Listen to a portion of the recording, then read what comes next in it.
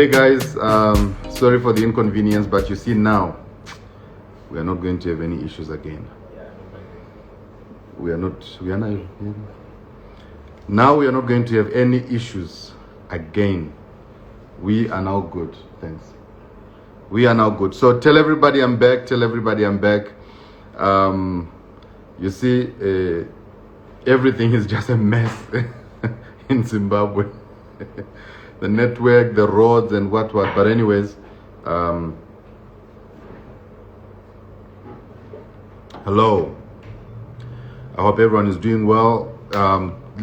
Let everyone know that we're back. No, definitely no phone calls tonight. I put my phone on do not disturb. So if anyone tries to call me, they're definitely not going to find me. Okay, so welcome back, guys. Come on in. Come back.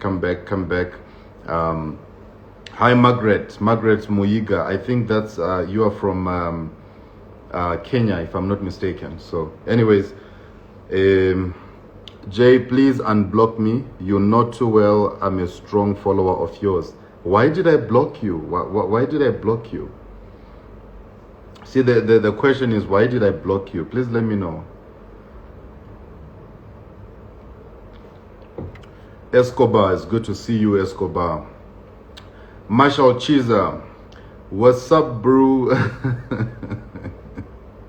It's good to see you, Marshall. Marshall is, myself and Marshall, we are going to be working on something very big in Zimbabwe very soon.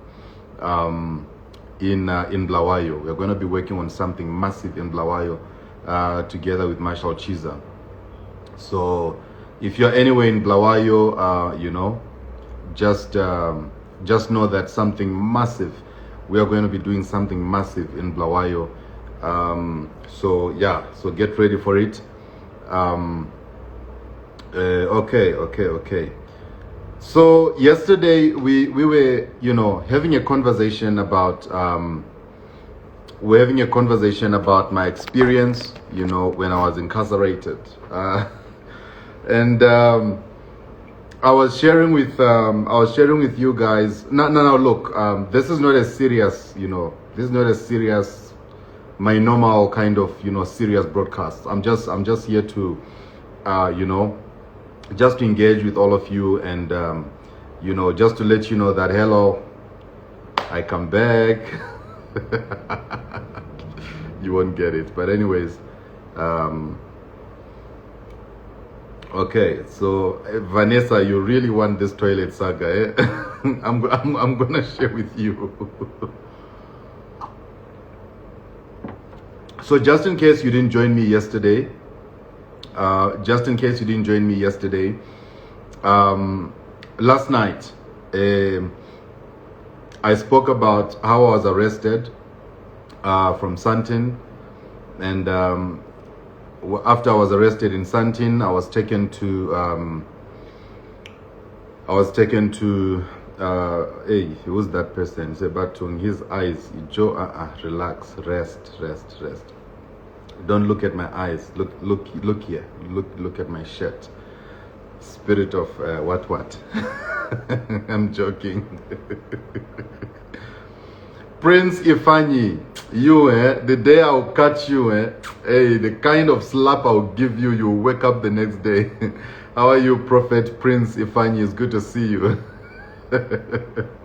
Okay, so I was talking about how I was arrested in Sandton, taken to Douglasdale. From Douglasdale, I was detained in, Dipsloot police station, one of the townships. That's like a hardcore township now that I'm, that's like a, very strong one, very strong township. So that's where they took me to. Spent a few nights there, went to court. When I went to court, the reason why I'm telling you guys this is because a lot of people, were asking a lot of questions, when I was arrested. Where's Jezreel? What happened to him? He just disappeared from social media. We don't get to see him. And when I came out, when I was released, I was very sick. When I was released, I got very sick, and I really didn't want to to be on any public space or come live or do anything. You know, I was not even going to work. You know, I was not even going to work. I was not doing work. I was not even doing business. Nothing. I was doing nothing at all. I was just sleeping at home, waking up, sleeping at home, waking up and sleeping, waking up and sleeping, because I just needed that time, you know, to recover. You know what I'm saying. You know what I'm saying. Oh, I'm just kidding, guys. But anyway, so spent a few days in Diepsloot. Then from Diepsloot, you know, I was released, and then no, I was not released. From Diepsloot, they took me to court. I went to court. Then at court, they gave me 7 days. Now, 7 days, the 7 days they gave me at court, you know, is like a procedure. That's like a normal procedure for every foreign national, you know. That's like a normal procedure for every foreigner who comes to this country and gets arrested. By the way, my docket was this big, I had a very big docket. There are people who had put affidavits, you know, of which all those things were all lies. You know, they were all lies. You know, people were just coming up with different stories because they really wanted me to, you know, to never come back, you know, never come out of prison, you know. So it was just crazy. It was just crazy. It was crazy, you know, to know that people would sit down and say and think that me, I'm a murderer. I murdered people. I did this and that. Come on, guys, you know. Look at my hands, you know. Look at my hands. Do you think these hands can be used, you know, to kill a person? That's very much impossible. So, right. So when they gave me the 7 days, so we got off. What do you call it? We came out of the court, out of the courtroom. From the courtroom, we went to the holding cells. Okay. You know, we went to the holding cells. You know, so it was in the. Who's that? Jay, you are very clever. You know how to make money from people. You don't ask for tithe offering. What? Guys, come on. I don't need anybody's money. You know. I don't need anybody's money. I make my money. I make my money. I make money for myself. I don't need anybody's money. I'm in business. You know. And so anyways, let's continue. So from the courtroom, we went to the holding cells, you know. Went to the holding cells. So all the questions and everything, just hold them for now, guys. You know, let me talk. Don't distract me, otherwise I'll mute the comments so that I can just talk. Then later on, if you want to ask me anything, if you want to ask me any questions, then I'll open the comment section for you to bring all your questions and stuff like that, you know. So so from the holding cells, we went to, okay, we were put in the holding cells, okay. They put us in the holding cells. So it was in the holding cells where I'm standing there and I'm hearing this one next to me is saying, I killed 3 cops and 2 civilians. Oh Lord. I'm standing next to this guy and he's saying, he's saying it. I'm not used to people saying, you know, I'm a murderer. I killed people, and this person is standing right next to me, and now I'm thinking, oh Lord, what's going on here? You know, it was, yeah, ne. You know, it was just crazy. And then so there was a guy who came to me and he said to me, G, you know, he was calling me G because he thought I was Nigerian. So he's like, G, you know, if you've got do you have any money on you? If you've got any money, you know, you need to give it to me so that I can hide it for you, because when we get that side, you know, money won't be allowed, you know, if they catch you with money, they'll take it.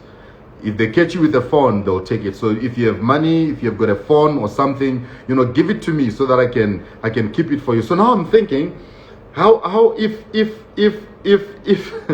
the prison warders are gonna take these things, you know, when we get there, how are you gonna keep them? Little did I know that they take the money, like I said last night, they take the money and then they roll it nicely in a, you know, in a piece of paper, then and then they now use plastic, you know, they pull the plastic and then they tie the money, you know, into a small piece of thing like this, and then they shove it up there, you know, yeah, at the back, you know, they press it in there, yeah. It's crazy. It's crazy, guys. You know what, everything I'm saying right now, I might say it laughing, you know, I might turn it into a joke, but when I look at my life, you know, from a very young age, I've been through a lot, guys. You know, I've been through a lot. There's nothing that I haven't been through. From a young age of 13, you know, I had to start taking care of myself from 13 years old, you know. At some point, I found myself in Botswana looking for a job at a very young age, you know. Slept in the streets, you know, I was a street kid at some point, you know, slept in the streets, nowhere to go. When I went to Botswana, you know, I didn't know anybody there, you know, and myself and my friends, you know, we were sleeping by the, next to the, you know, by the riverside, you know. So everything I'm saying, the reason why I'm saying what I'm saying right now, to me, it's like a testimony. And I'm trying to say to somebody, look, if I tell you what I've been through in my life, you won't even think about giving up. I'm telling you. If you sit down and you really listen to my life story, you will never think about giving up in your life. You'll never think about giving up, you know, because the things that I've been through, you might see a strong J Israel on the internet, right? You might see a strong J Israel on Instagram. You might see a strong J Israel on Facebook, on YouTube, wherever, you know. But I've got times where I feel broken inside, you know. I've got times when I feel rejected, you know. I've got times when I feel suicidal. I'm telling you the truth. I've got times where I suffer from depression, you know. I remember 2019, I almost committed suicide in 2019. And I think I've shared this story already. I've shared this already with some people during one of my live broadcasts that I was doing, you know. 2019, I almost committed suicide. One thing about me, I'm always surrounded by people. I'm never alone. But at times, in as much as I'm surrounded by so many people and I'm not alone, life becomes so lonely, you know. Life becomes so lonely. I become lonely. Yet I've got people around me, you know. And then you go on social media, you've got these people trolling me, you've got these people trashing me, you've got these newspapers writing this, you've got these journalists coming up with stories. Oh, J Israel did this, J Israel did this. But anyway, I was just saying that if you're watching me right now and you are thinking of giving up, don't you do it. Don't you dare try to give up, because whatever you are going through now, God is preparing you for something bigger, you know. There is no test that will never give you a testimony. And you will never have a testimony without having to go through a test. I'm telling you, this is the honest truth. For gold to be refined and for gold to come out as pure as it looks. When you look at gold, it's so pure, nice, shiny. But for that shiny, you know, shininess of the gold to come out, the gold has to go through what is called a blast furnace. They burn it. They do a lot of stuff to it. But when you look at the gold when it's fine and out there, you don't know what this, you know, thing has been through. So anyway, we get to the holding cells and we're there by the holding cells, you know. Then you, oh Lord, there's this guy. So this guy says to me, if you've got money or if you've got a phone, give it to me. I want to hide it for you, you know. Now in my mind, I'm thinking, how are you going to hide this money? How are you gonna hide this money? Because so they take the money, they shove it up there, and now I'm looking at the phones. They've got those small phones, even the big ones. They also put them up there. That's how they take these things inside. And look, this is not a secret. It's a public secret. It's a public secret that the prison warders know that this thing is happening. But I mean that's the system. So anyway, we by the holding cells, and then things happened in the holding cells. Then they had to take us out. That the big truck came, the big truck that carries prisoners. So I'm looking at myself. I'm like, hey, is this real? Is this really happening? I'm a prisoner. Oh my God, I can't believe this. It's so unbelievable. I'm looking at myself like, ish. I can't believe I'm here. I can't believe.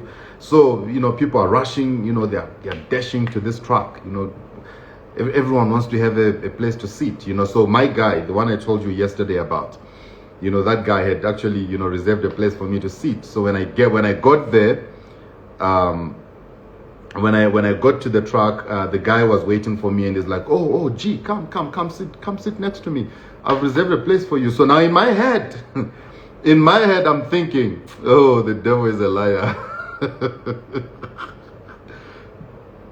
In my head, I'm thinking the devil is a liar, my friend. I've seen this in the movies, I've seen this in the movies. I've seen how all these people will tell you, come sit here next to me. The next thing, they make your girlfriend in prison. I'm like, hell no. Hell no. Hell no.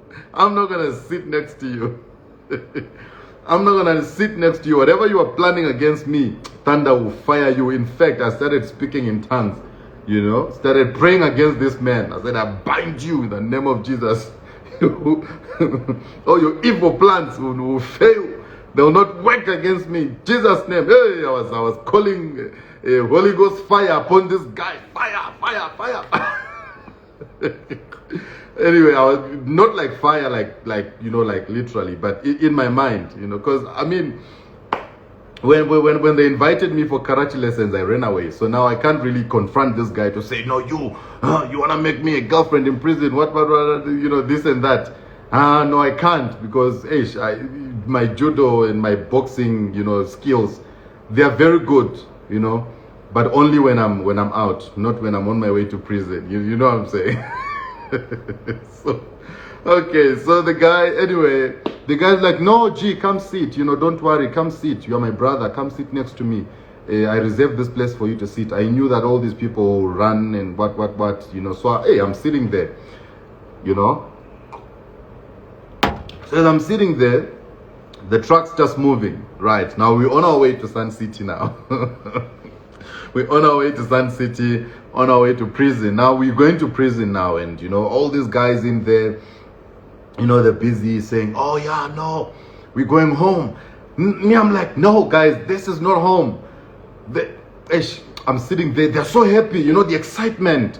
When they pass through, the robots, and there's those small windows by the truck, the other ones are standing there. If they see a girl, they're like, hey, hello. Like you can see the excitement. Like they haven't seen women, in a very long time. So, when they're looking through the windows and, you can see excitement on their faces. I'm sitting there like, hey, yeah, nah, we shall see. I'm sitting there like, we shall see. So we finally get to, we finally get to what do you call the place? We finally get to Sun City. When we get to Sun City, the truck parks, and then the truck doors gets opened. It's my first time here. I don't even know how things work. I don't even know how things work here. I've never been here before. It's my first time. So the prison warders come out and they start screaming. Yay! Those people are very rude, my friend.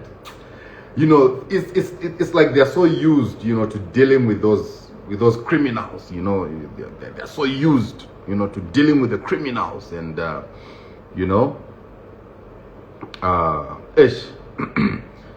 Now they tell us, no, get off the truck, get off the truck. And then they're like, 4-4. Now I'm asking this guy, I'm like, what is 4-4? He says, hey, no, my brother, 4-4, it means we have to go and line up in fours. Okay, no problem. So I follow the lead, I go line up in fours, and then I'm there. Then they start searching. Hey, those people can search, eh? They will search. They will search everywhere. They'll open your belt. They will rub the belt to check if you didn't put money anywhere in the belt. They will open your shoes. They will open everything. Everything. They will check. They'll empty your pockets. They'll tell you turn around. I'm sitting there like, hey, what is going on here, man? What's sorry guys, sorry. Hey, this is crazy. This is, I'm sitting there like, man, people are really getting searched here, hey, the searching is deep, Yeah, they search everywhere. Hey, those prison warders, they search the hell out of me. I'm like, in my entire life, I've never been searched like this. I've never been searched like this. Now I can't really tell them like, no, you know what, don't do that to me. I don't have anything on me. Now I can't, because they're like, who do you think you are? Who do you think you are? At this point, I'm at their mercy, The whole J Israel, what is I left it out there. In there, it's a different situation altogether. I've just blocked that Liz Natty something. I see he's got a profile picture of one of my very, very big enemy. I understand it could be him coming to comment nonsense. Yeah, I know you people, I know you. Anyways, so anyway, I just blocked the guy. I blocked him, whether it's a guy or a girl, whatever. Maybe it's some guy, or maybe it's some girl who's heartbroken. I need to tell you this, guys. The thing with me is that I'm in a relationship with so many girls. I really have to tell you this. Guys, I'm in a relationship with so many girls. I'm telling you, I don't even know what to do. I'm in a relationship with so many girls, and I don't even know most of these girls. In fact, I don't even know these girls, but I'm in a relationship with them. I go through my inbox at times and I'm like, this person has been texting me for the past 5 years or for the past 3 years, and the way she talks as if we talk on a daily basis, hi. Like, she'll text daily, hi, good morning, my husband, good morning, my baby, my this, my that. I'm looking at these messages. I'm like, what's going on here? Is there someone who's using my body somewhere to meet these people? Anyway, let me continue. Let me leave, my girlfriends out of this. So we get there. We get to Sun City. We by Sun City. We were being searched. Hey, they searched us, Baba. Yo. I've never been searched like that in my entire life. You have no idea. They search everywhere. Everything they search, they touch here, search what. I'm like, what are you looking? I even asked one of the guys, I said, sorry, my brother, what exactly are you looking for? Because, I can help you. I can help you to look for it. You don't have to really, you don't have to be dramatic about it. Just tell me what you're looking for. Then if you're looking for it, that reminds me of a certain comedy I watched, some armed robber. Some armed robber, broke into this house, okay? Some armed robber got into this house. He was carrying a gun. And he gets there. Big gun is like, hey, lie down. And then this guy is like, okay, I'm lying down. And then the armed robber is like, where's the money?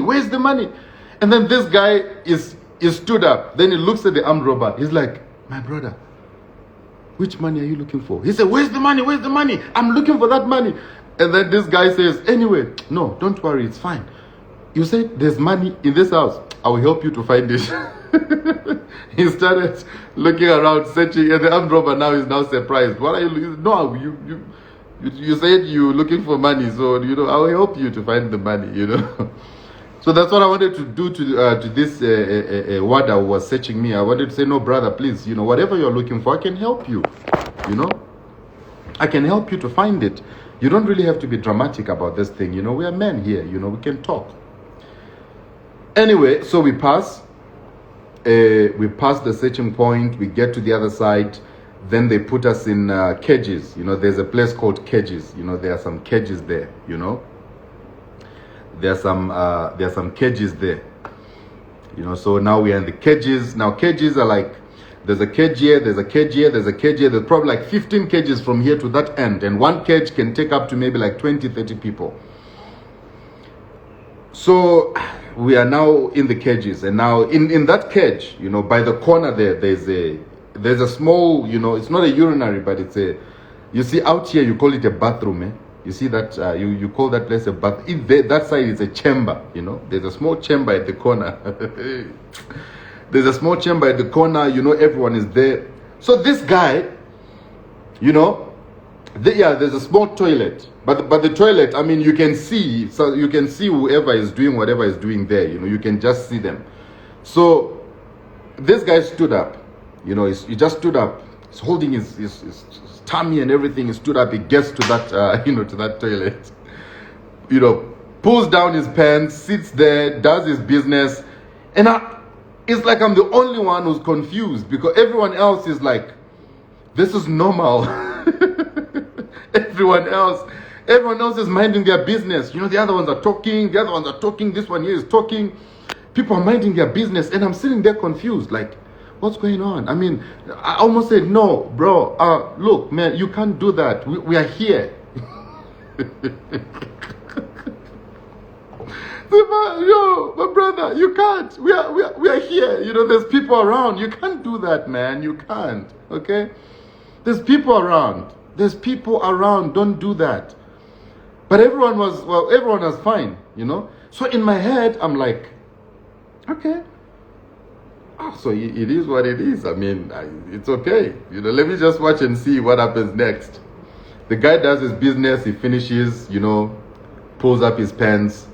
Then he flushes. The moment the guy flushed that toilet, I felt my stomach, twisting like this. I felt like I had a running tummy same time because the kind of smell I had there. You see, I've got a big nose, I've got a big nose. I felt like, you see how big my nose is? I felt like I felt like I smelled the whole smell in that place and the whole smell came to me alone, You see how big my nose is? I started smelling that smell before the smell came out. When the smell was still in the guy's stomach, I was smelling it.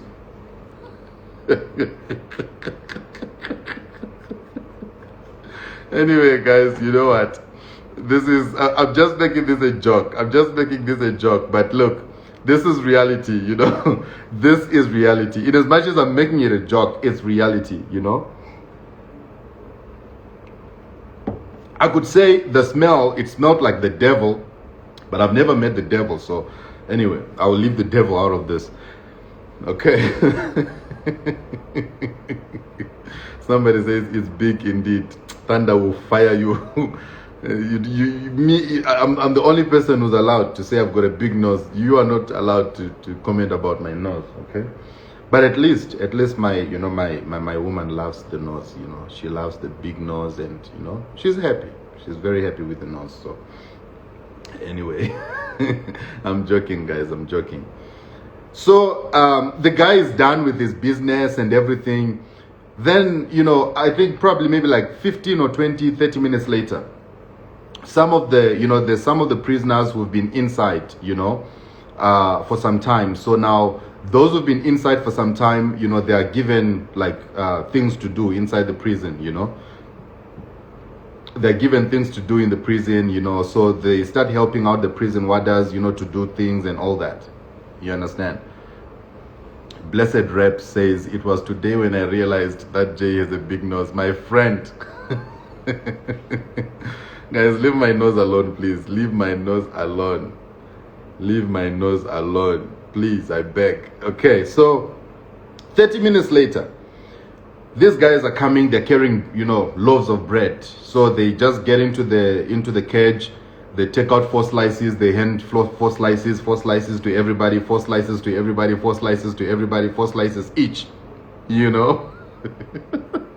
So everyone is getting his 4 slices. So when they got to me, so in my head, I'm thinking, okay, probably when we get to the cells, or maybe I can talk to someone here, and they can probably bring me like good food, that's what I had in my head, So when they were bringing the, bread, they're giving everyone 4 slices, 4 slices, 4 slices, 4 slices, 4 slices. So when they get to me, thank you, Resijo. It's this kind of compliments, that I like. You compliment me well like this, me, I like it too. She says that this LV shirt is too much. Thank you.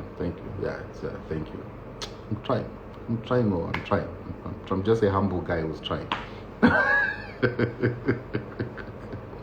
So now look, guys, listen. So they start handing 4 slices of bread to everyone. Dry, no butter, nothing, no juice. So this guy gets to me and is like, 4 slices, G. I look at this guy, I'm like, are you out of your mind? No, I didn't tell him. Hey, I didn't tell him. The way that guy looks so scary, I wouldn't even tell him that. So in my head, you see everything I was saying inside, I was saying it in my head. I was saying it in my head, I was saying it in my head. So this guy comes, he's carrying 4 slices and he wants to hand me over 4 slices. I'm like, nigga, are you okay in your head? Is everything fine with you? Anyway, I didn't tell him that. I'm just joking. Hey, I can't. The guy was gonna give me 1 slap and I was gonna wake up the following day. So I said to the guy, no, my man, I'm okay. I don't need the bread. I'm okay, I'm okay. I don't need the bread. I don't need it. I'm okay. The guy next to me, he's like, hey, G, you need to take the bread because that is your lunch and your dinner. Where we are going, there's no food. We are only going to eat tomorrow morning. This guy stressed me. Now I'm thinking, should I rush to that guy and say, sorry, my brother, I made a mistake, I made a mistake. I'm sorry. I really need the bread. But, I don't know what got into me. In fact, don't mind me. I can be like that at times. Just give me the bread. I didn't say that, but that's what I was thinking in my head, But now I could not go there because these guys are so mean, These guys are so mean. Like they don't care, So anyway, I'm sitting there now. I'm thinking, hey, what are we going to do now? What are we going to do? Oh, what are we going to do? So the guy next to me is like, no, don't worry. Anyway, I'm just joking. Where we are going, you're going to find food. But there, you have to buy the food. Jesus, I'm in prison and I have to buy food. How does that work? You see, one thing about life that side, if you don't have money, you are finished, you are doomed. If you don't have money and you're in prison, it's over for you. I don't want to say a lot of things, but what I want to say is that me going to that place, I felt like it was a mini vacation for me, because it had been a very long 2020. I'm sure you know what I'm talking about. 2020 was a very long year. From the beginning of 2020, I was all over the tabloids. I was all over the newspapers. I was on TV. I was on, ENCA, ETV, SABC. I was everywhere, different things. We're talking about different things, when we were busy, with the whole movement that we were busy with. So it was a very long year, that really drained me a lot. So, this like of an Igbo Nigerian man. My ex had a big one exactly like yours. Thunder, fire, you. Guys, it's a joke. I really don't have that much of a big nose. I don't know where you guys are getting this, really, you know? My nose is just a reasonable one. Sorry about that, guys. Sorry about that. Yeah, sorry about that. What did I do? Hey, Jesus. Okay. I'm here now.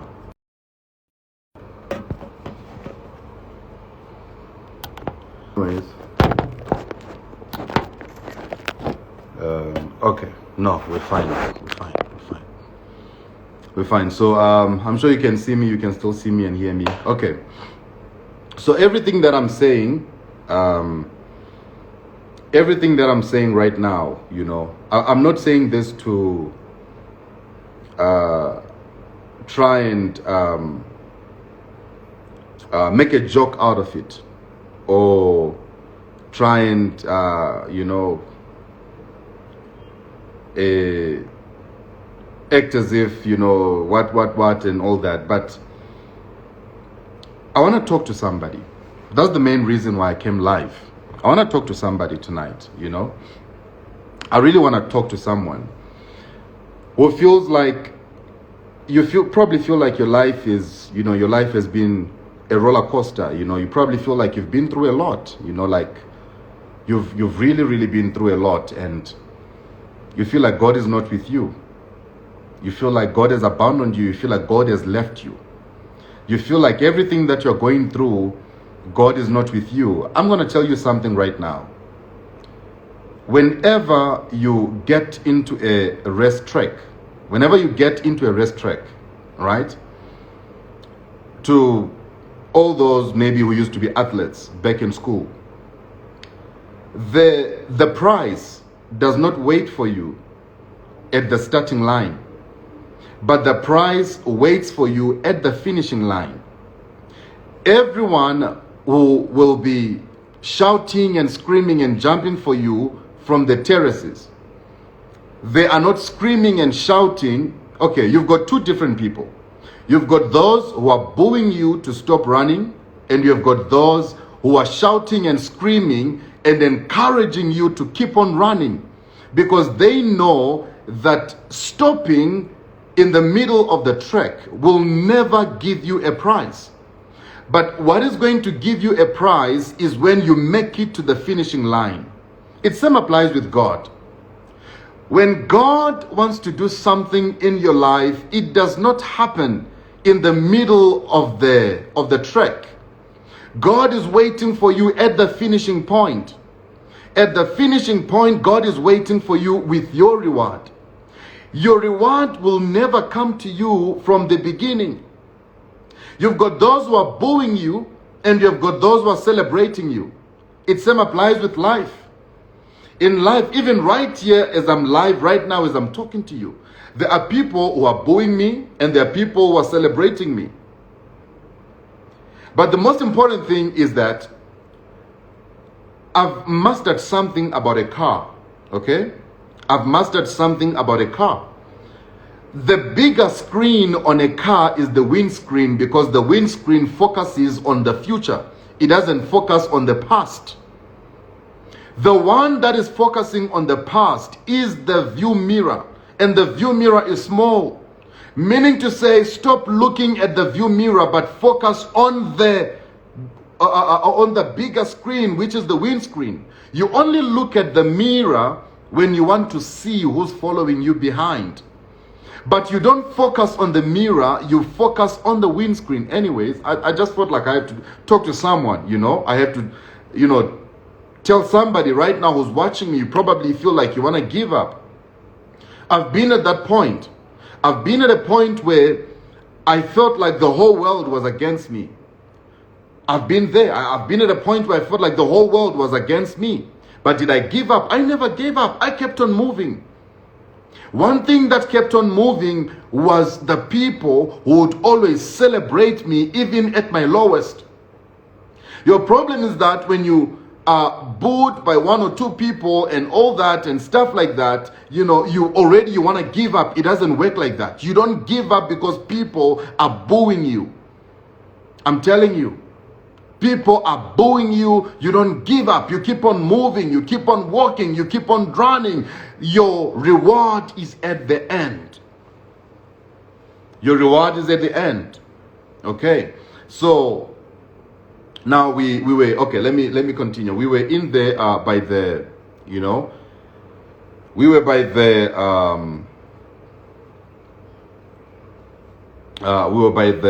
what do you call it? The cages. The bread passed, I left it, you know, I didn't want it. So I didn't want the bread, you know, so when the bread passed, I was like, well, okay, what am I gonna do? We were detained in there for, I think, for like maybe 8 hours or so. 8 hours. They detained us in that in those cages for like 8 hours. Because we arrived in the afternoon. And then we only left those cages probably around 10 p.m. That's when we were going to the cells. We went to the cells. The first cells we went to is called the D section. You know, those who have been to prison understand what I'm talking about. D section is where they take all the people who just arrived. You sleep there for a night. Then after the night, you are now taken to your cells where you are going to be for the rest of your trial. Okay? So we got to the D section. Now, this is my first time, you know, walking into a prison cell, you know. First time walking into a prison cell, and looking this, you know, I'm seeing these bunk beds, you know, they were bunk beds, you know, this, you know, those small beds, like one is on top, one is under, one is on top, one is under, one is on top, one is under, one is on top, one is under, you know, probably they were like maybe around 50 people or 60 people in one cell. So we got to the cell. So every cell has got a cleaner, you know, and they're called cleaners. Every cell has got a cleaner. You get to the cell, those cleaners are there waiting for you. And now in the cell, there is an area, you know. Now this is gonna be very interesting. You know, this is gonna be very interesting now because we are now in the cell, and you know, this is like my first experience in the cell, and I'm trying to get a hold of things, you know. How things are, you know, happening here, how everything is going. So we get in there, everyone is running, trying to, you know, get a blanket, get a blanket. Now, me, I'm not running. I'm still wondering, but why can't we just get blankets without, you know, running around and without all this, you know, fuss and everything? Why can't we just get blankets, you know? This is me, you know. This is the cheese boy in me speaking. This is the spoiled brat in me speaking. I'm like, but no, oh my God, no. Why can't we just have blankets without having to struggle? You know, this is the white man in me. You know, this is that guy in me. You know, complaining from inside. Like, oh my God, no. Why can't things be normal?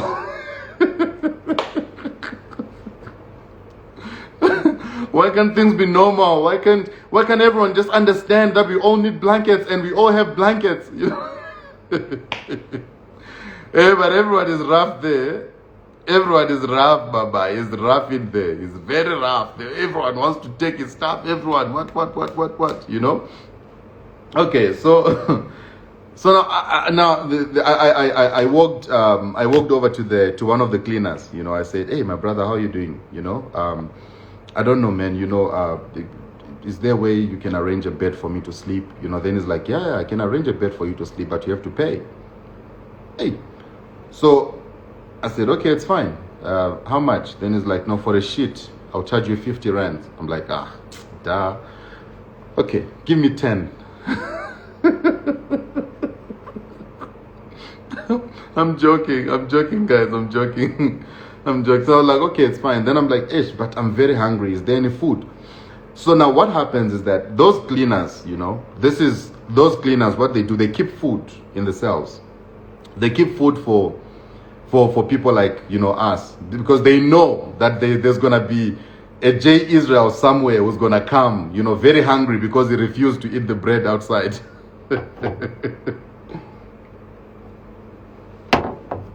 You know, they know there's a J Israel who's gonna show up because he refused to eat food from outside. So he's gonna show up and he's gonna need food, you know. So he's like, okay, it's fine. Yeah, I can make. Then I said, do you have pap? And he's like, no, I don't have pap. Pap is finished, but I can make bread for you, and I can make bread and give you meat. That would be like another 50 rand again for bread, meat, and juice. I'm like, oh really? Oh nice, great. Then he's like, then I'm going to prepare a bed for you here to sleep. Man, let me tell you something. Let me tell you something. The way that bed was made, I've never seen any bed nicely and properly done the way that my bed was done on that day. Oh Lord. They take a sheet, you know, it's a small bunk bed, you know, just for one person, you know, big enough for you to, you know, to turn and turn. You turn once, you turn twice, you fall. It's big enough for you to turn and turn once to your left, once to your right. You know, that's enough for the night. You know, you try to turn and stuff like that, you're gone. You might fall on the ground. So nicely met, they tied at the corner, and they tied. Afterwards, they gave me another sheet, and then he's like, oh, this one is the one that you're going to use to cover yourself. So now in the cell, right? In the cell, there's two sections. In one cell, there's two sections.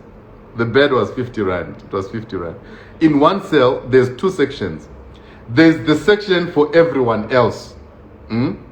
There's a section for everyone else. So all those people who rush into a cell to get blankets and what, there's a site for everyone else. In the same room, there's no division whatsoever, but in the same room, there's a site for all those who rush there to get their stuff and get their blankets and stuff like that. And then there's another side, it's called the China. The other side, I mean, every prison has got a China, you know. Every prison, as somebody says, where did you get money to buy? No, I called people outside to send e-wallet.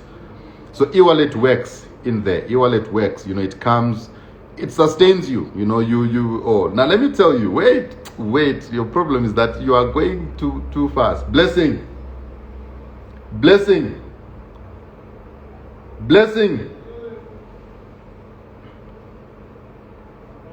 You know,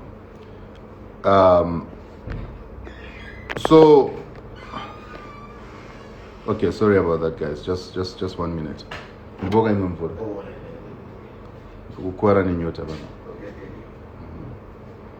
Yeah, that's Blessing there. He's single. Blessing is very single. Blessing, you are single, right? Yes, I'm Come show your face here. Come show your face. Okay. So now we are there, you know. So there's China. China is like the VIP section of the cell. Where's Selby? So this is Blessing. This is Blessing. Blessing is my driver. This one. How are you people? This one is, his name is Michael Schumacher. Yeah, he drives like a madman. He drives like a madman. Call Selby for me. Sorry.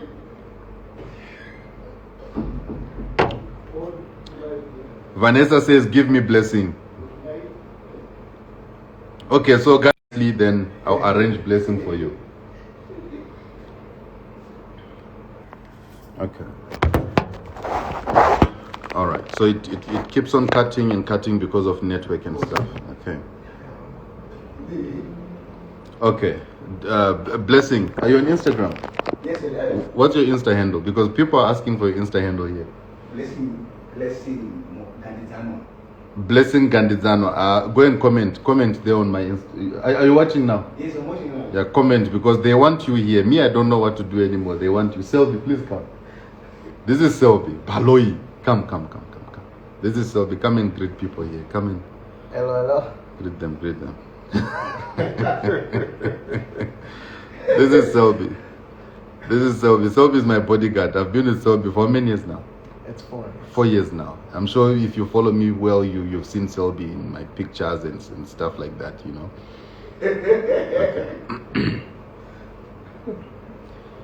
Okay. John Joshua, Niger's craziest. You people are always posting funny videos of me. You need to send me a message. Eh? Niger craziest. You people are always posting. Hey, Niger, Niger craziest. You need to DM me. We need to talk because the videos that you've made. You even made a video and you put some some things on my face as if I was very sick and stuff like that. Now I see you. I see you. I see you. I see you. Yeah. The most loyal person. Selby, very loyal. Ebana, you have bodyguard too. Yes, I do. I do. I mean, I do. I do, guys. I do. I'm trying. I do. At times I'm safe. At times I'm not safe. You know. At times I'm safe. At times I'm not safe. So, I need people. You know to watch my back. Okay. Anyway, so now in the cell, in the cell, everyone is talking about Selby now. Okay, guys. So now in the cell, there's two sections, right? There's the VIP. It's called China. Okay. There's the VIP. It's called China, and then there's the rest of the ground. So me, where I was sleeping was the VIP, now the China, right? Where I wake up in the morning, 6 o'clock, and then one of the guys comes and says, "Oh, gee, can I make a hot water for you?" Then they'll make hot water for me. They'll carry the bucket for me to the bathroom, and then they'll clear the place for me to say, "No, he wants to bath, please." So I get there, I bath, I finish, I come out, I go back there, I go back to my bed, and then I chill. Okay, so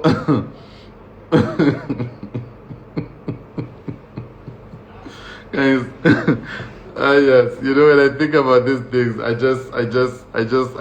just like, guys, it's not like I'm spoiled, okay? I'm not spoiled, but this thing of people wanting to, treat me nice all the time. It's in me. I can't.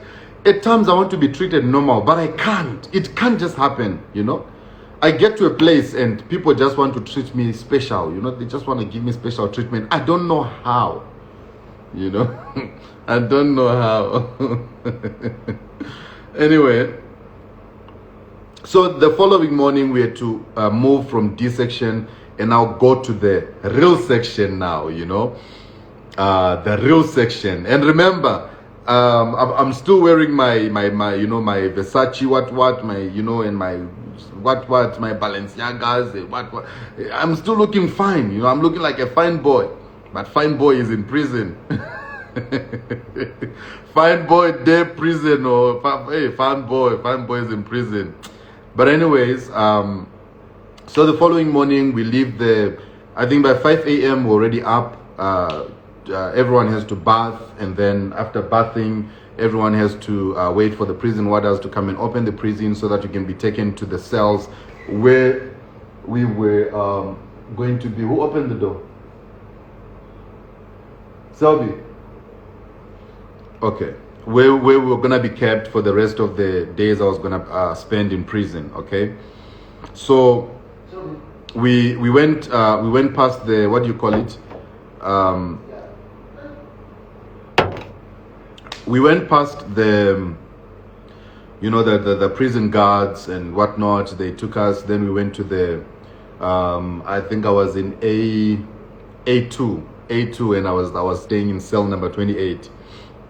I was in A2 section, and I was in cell 28. Now this is where everything became interesting when I got to the cell where I was gonna be kept. Okay. So I get there, then one guy, I won't even mention his name, but this guy was a very, he was a very good guy. He approached me, he came to me. Huh? You are coming here to do what? Oh, because girls are asking for you on Instagram. Now you think you are too big. See, blessing, the way you've got pride. Okay, guys, so, you know, so we go to the cells, right? I was there, cell number 28. That's where I was staying. Okay. Cell number 28. No, I'm not in my house, guys. I'm not in my house. I'm in Zimbabwe. I'm not in my house. I'll show you my house when I go back to South Africa, you know. Okay. So the lessons and everything I learned, I'm about to start sharing with you now. Let me just finish the prison experience. Now this is where everything got very interesting. You know, when we now got to the prison, like to the cells where we were kept, you know. So we get there. One guy welcomes me and is like, "Oh, welcome, my brother. This and that. You know, you're welcome." You know, somebody says the penthouse. Okay. All right. Okay. So we get to the cell number 28. Already upon my arrival, so every cell has got a leader. Every cell has got a leader. Okay. So different leaders of different cells saw me downstairs where I was. Guys, this is a true story. I'm not even flexing on you right now. This is a true story. They saw me where I was. You know, we arrived and then we went down. So when you got there, they prepared food. Okay? They prepared food. It was actually lunchtime. Then all the prisoners were coming to line up to collect food. So they took food, they brought food to us. I could not eat this food. I won't lie to you. Because this food was, this food was junk, guys.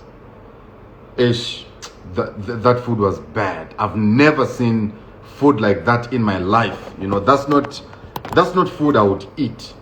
Not even in my dreams. If I dream of myself eating that food, I'll wake up same time, I'm telling you. The chicken was crushed, you know, into smaller pieces. It was watery. Then the pap was too. So one of the guys came to me and he was like, no, listen, don't worry. Don't eat this food. This food is not good. You know, it will make you sick. You are new here. Don't eat this food. We are going to organize nice food for you when you get to the cell. Okay? So the true story here is that the different cell leaders, the different cell people, you know, when they came down there, then they saw me. You know, it's like they can see that, you know, this guy looks. He doesn't look like someone who can really, you know, survive prison life and stuff like that. So the other one was like, no, you must come to my prison. You must come to my cell. The other one, you must come to my cell. So then we went to cell number 28. We got there, cell number 28. We sat. Then they gave me a bed, very nice bed, you know. Very nice bed that they gave me, you know, to sleep. And then one of the guys, you know, he gave me a phone. He said, you know, this is a phone that you can use. You know, if you wanna go on Facebook, go on Facebook. If you wanna go on WhatsApp, go on WhatsApp. If you wanna go on Instagram, go on Instagram. I'm like, really? So I'm in prison and I've got a phone. I'm on WhatsApp. I'm on Facebook. I'm on Instagram, and I'm like, okay, so I'll just take this as vacation. You know, to me this is this is vacation. To me this is vacation. You know. So yeah, so I'm in there, and then I met some guys there. You know, one guy, the one I was sleeping next to. I think the one who was sleeping next to me, he was arrested for, I think it's robbery or something. He was arrested for robbery. So now, his friends in the prison cell, they used to make fun of him, you know, to say, you know why this guy was arrested? He was arrested because he killed a white woman's dog.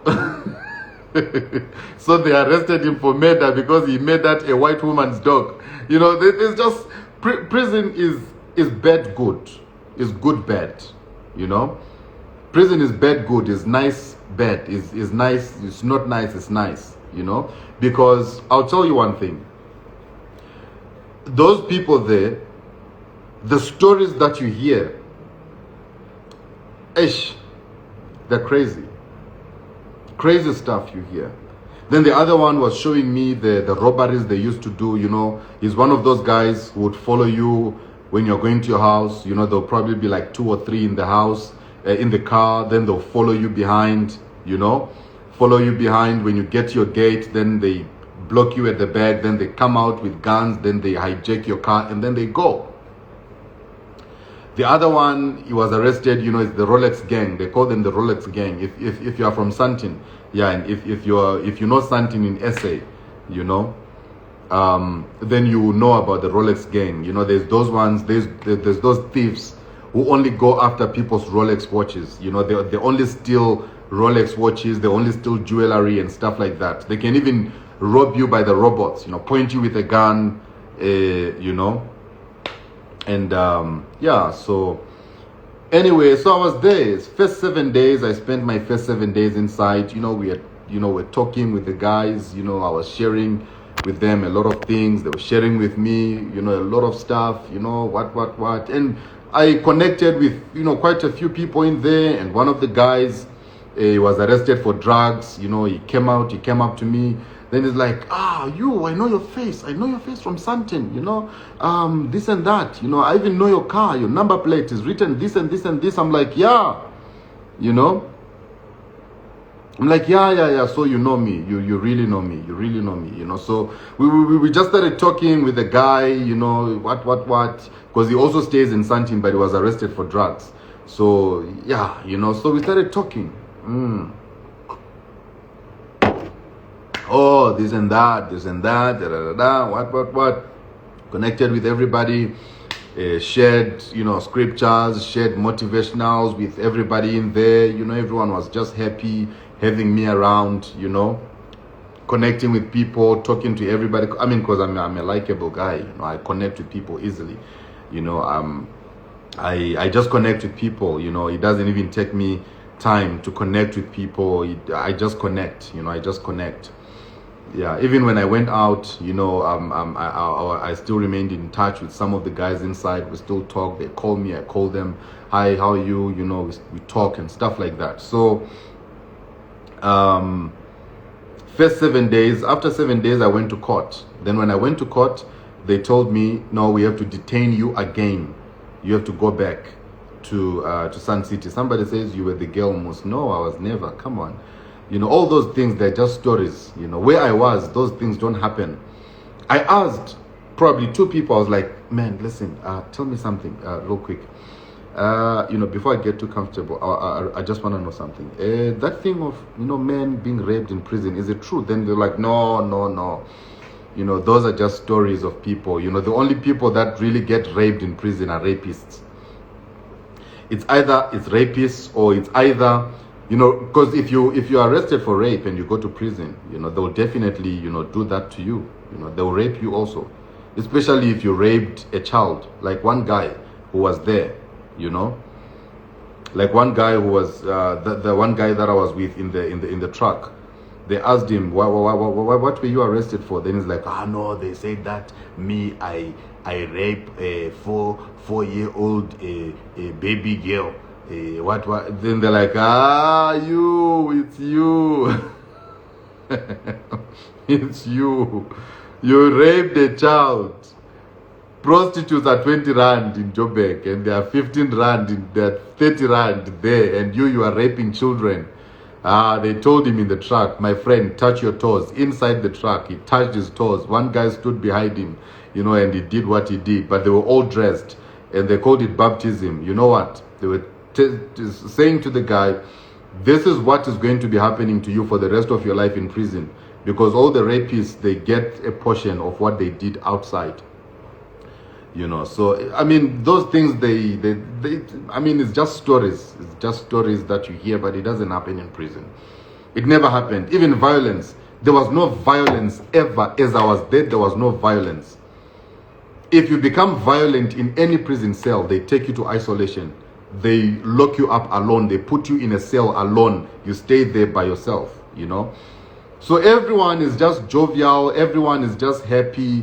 everyone is just okay, everyone is just, look, those are real criminals, real criminals, like armed robbers, murderers and whatnot, and they're all there.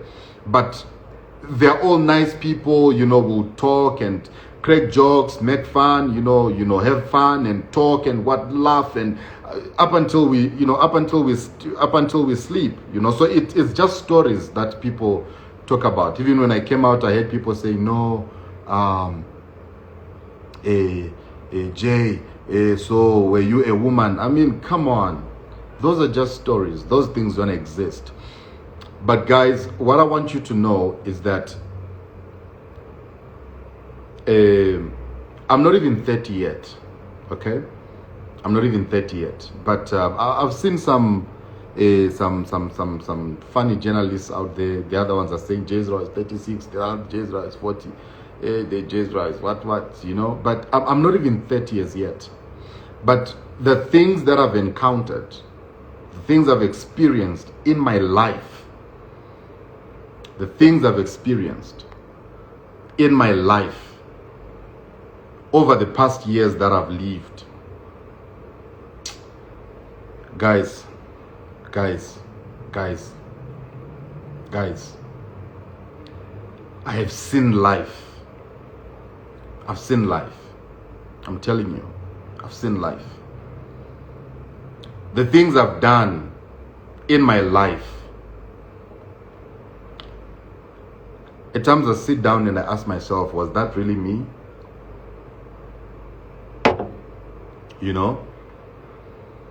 Talk about what? Talk about alcohol. Talk about what? Drugs. Talk about what? What can you talk about? What can you tell me about? What can you tell me about? Drugs. I've done drugs.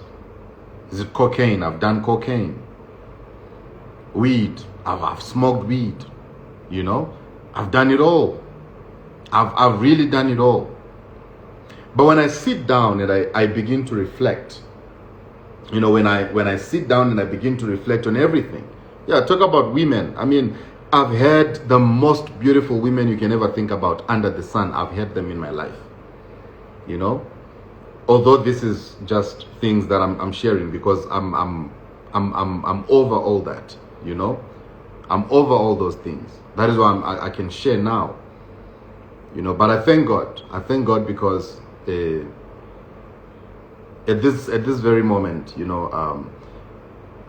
God has really blessed me, with a very beautiful woman,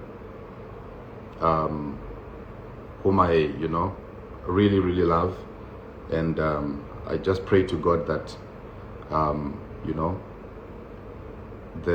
our relationship will lead us to will lead us to a holy matrimony.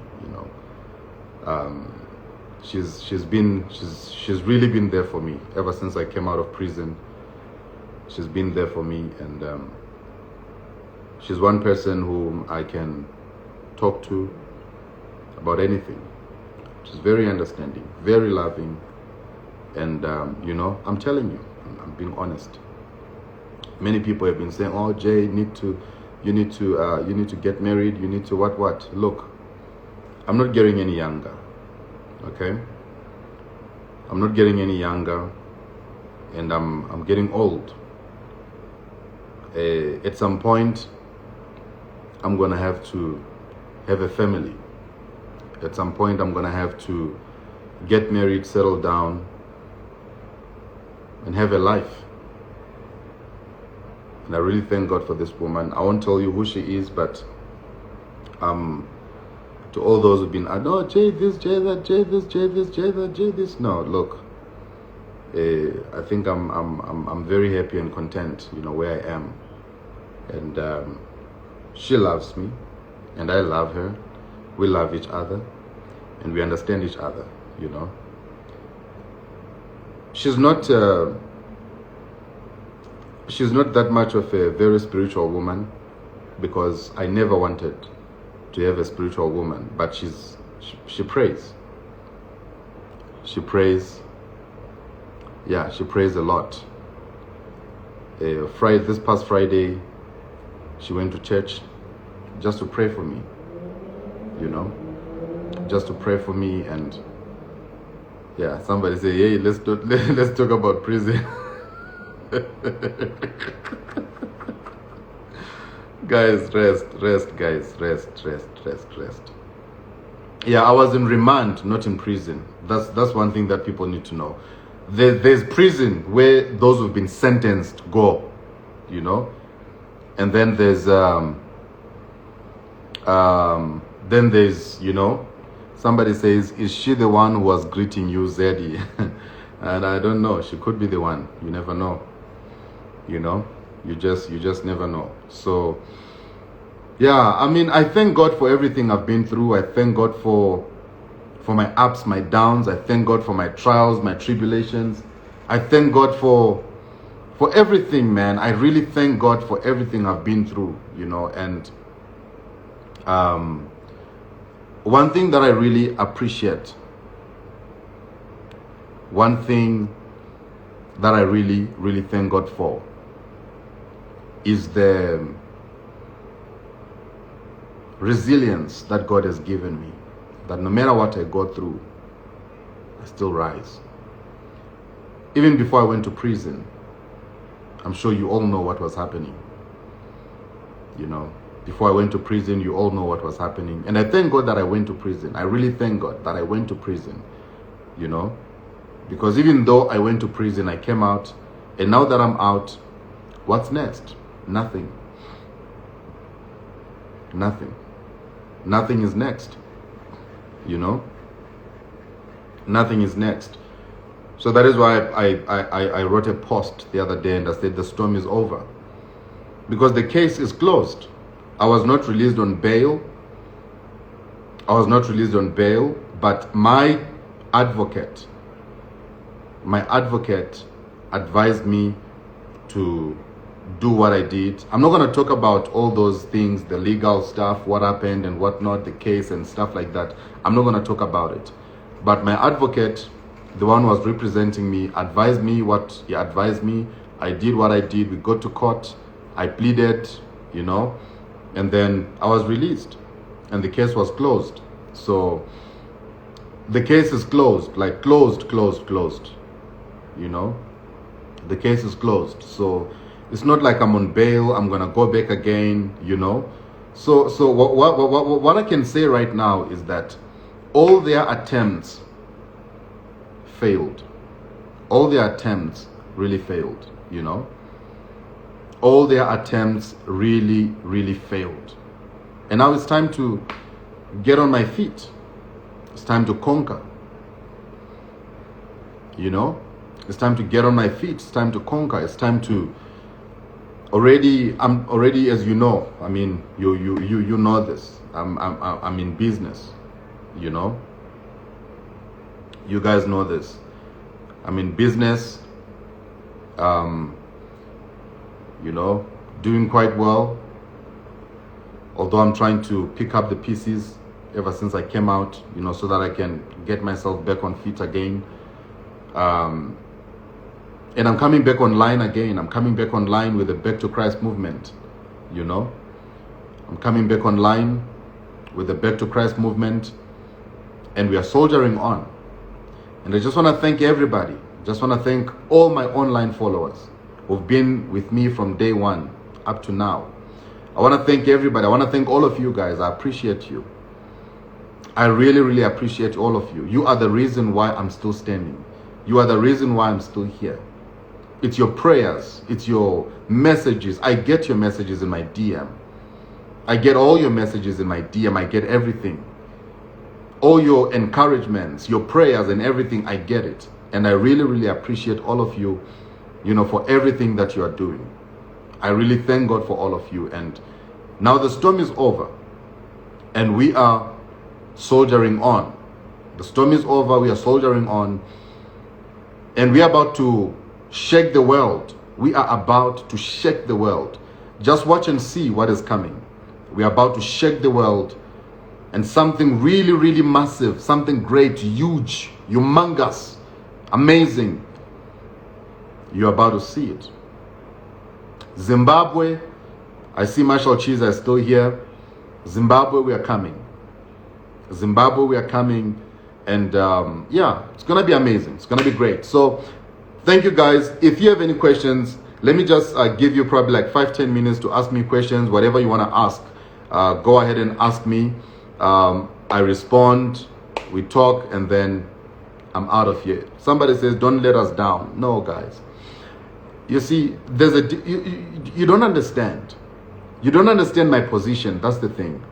Many of you don't understand my position. You don't understand where I'm standing. You don't understand where I am. You don't understand why I do things that I do.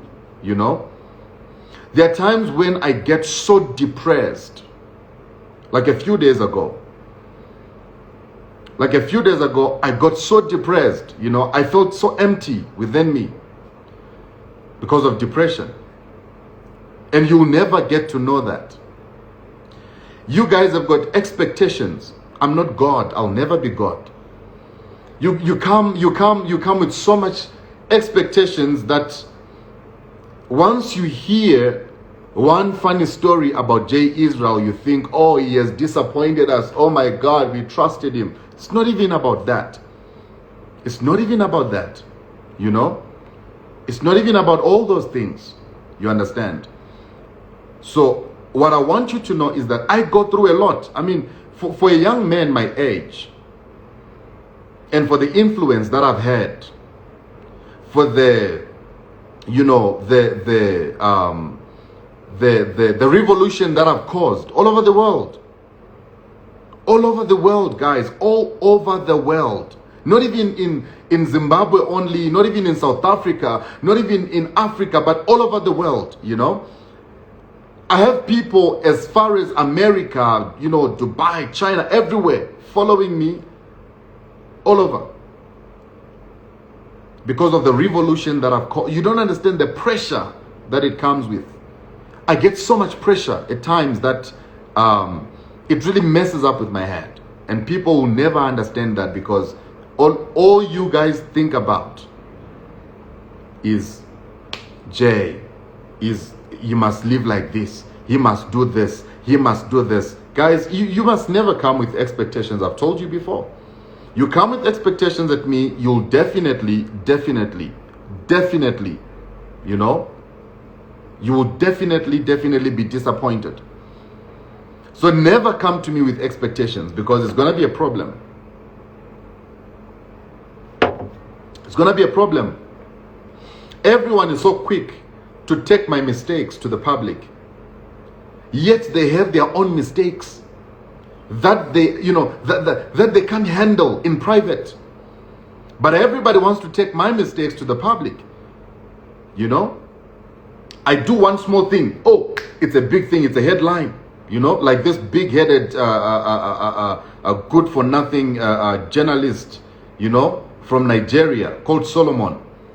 One small thing. He heard that Jezreel has been arrested already. He came up with his own things in his head, and he's already doing live broadcast, chasing clout, using my name.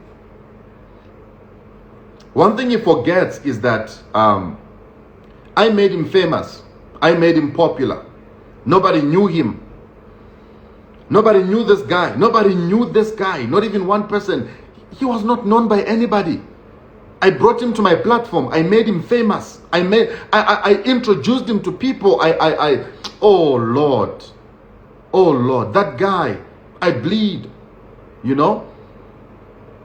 He comes. Oh, you see, Jay is unrepentant. Are you God?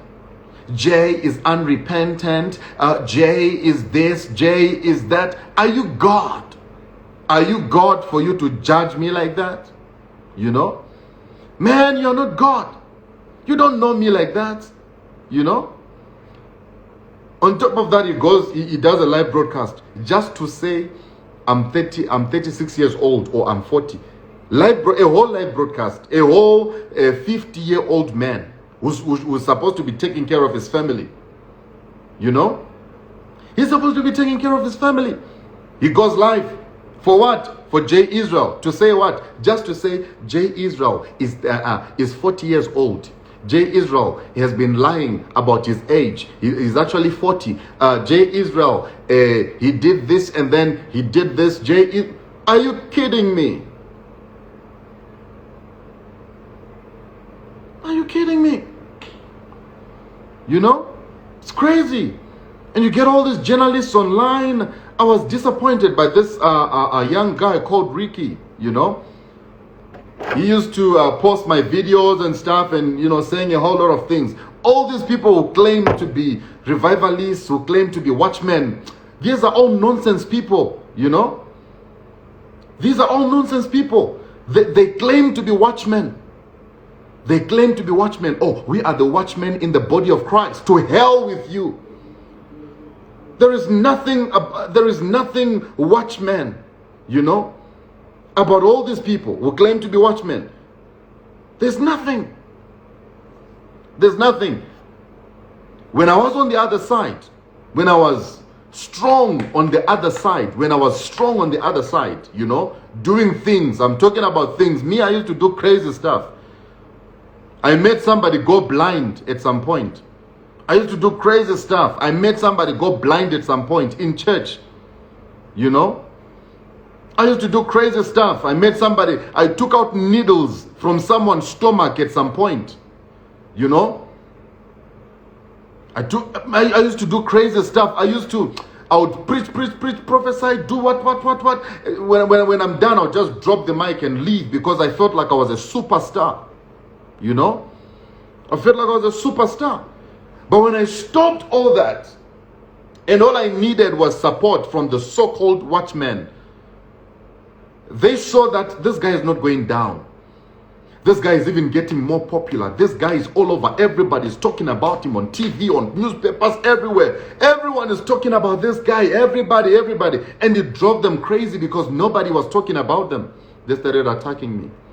They started going after me. They started attacking me. I'm like, so, guys, where is the brotherhood spirit in all of you? You know? Where's I see Ricky. I see Ricky here, you know? I'm very disappointed in you, brother, you know, because you used to call me. Ricky is here. I saw Ricky. Ricky, you used to call me. You used to ask me. You used to ask me, Jay, I heard this. Is it true? What about this? The next thing, because Blessing, you know, that lady, Blessing, you know, my ex. I won't say much about her, but because she, you know, probably gave some 2,000 to Solomon, and Solomon was just going crazy, and you know, he was given money, you know, do this, let's attack Jay, let's make sure we and then Ricky was also brought into the picture. The next thing Ricky is saying, I'm deleting Jay Israel's videos from my YouTube channel because Jay Israel is a charlatan. I'm disappointed in all of you guys. All of you guys are fake. All of you guys who claim to be watchmen, there is nothing watchmen about you. You are not watchmen.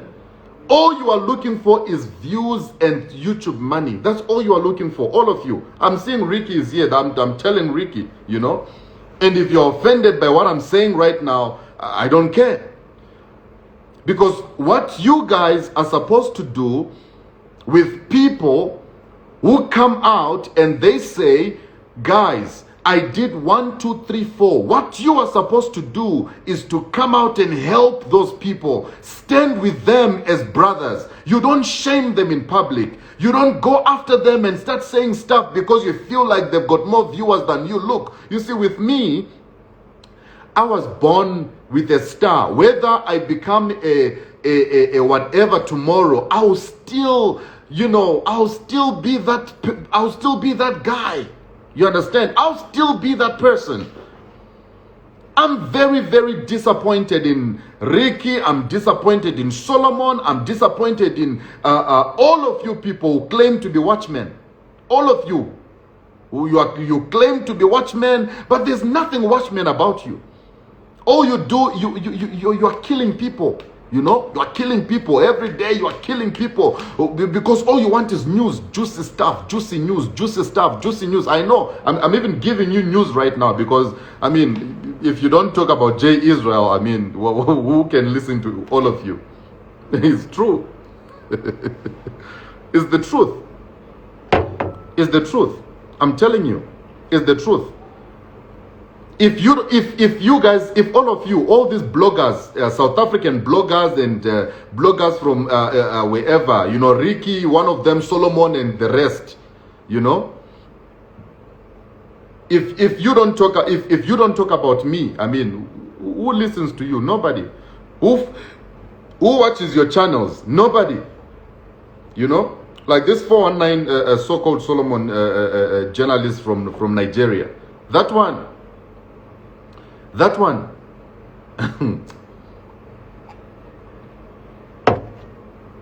They wanted to destroy me. It's true. They wanted to destroy me. These people were on an assignment, on a mission to destroy J. Israel. But let me tell you, me, I'm untouchable.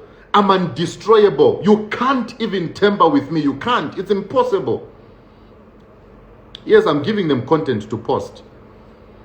You know, I'm giving them content to post. I mean, definitely, because I know they need it. They've all been quiet. Since I was quiet, you know, ever since I was quiet all these days, they've all been quiet. Nobody has been talking about any of them. You know, you go there by their live broadcasts or their YouTube channels, they just have a few viewers and a few people following them. But you see, once they say J. Israel, then followers are there. J. Israel, then followers are there. My friends, there's nothing watchmen about all of you. You guys are very satanic. That's what I must tell you. You know, you guys are very, very satanic. All you do is to trash each and every person. By the way, I'm coming for this one called Solomon. I'm coming for you. All your lies and tricks and everything that you've been using and whatnot, I'm coming. There's a bomb that is going to explode right in your face. You'll see it very soon.